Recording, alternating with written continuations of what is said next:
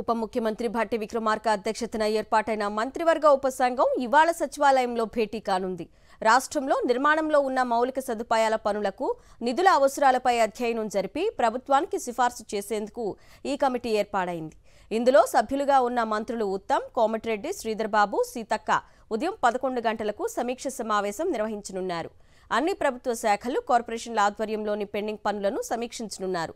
వచ్చే 2 ఏళ్లలో జరగనున్న ప్రాజెక్టులపై మంత్రివర్గ ఉపసంఘం అధ్యయనం జరిపి నెల రోజుల్లోగా ప్రభుత్వానికి నివేదిక సమర్పించనుంది.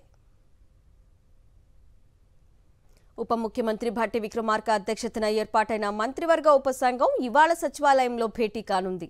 రాష్ట్రంలో నిర్మాణంలో ఉన్న మౌలిక సదుపాయాల పనులకు నిధుల అవసరాలపై అధ్యయనం జరిపి ప్రభుత్వానికి సిఫార్సు చేసేందుకు ఈ కమిటీ ఏర్పాటైంది.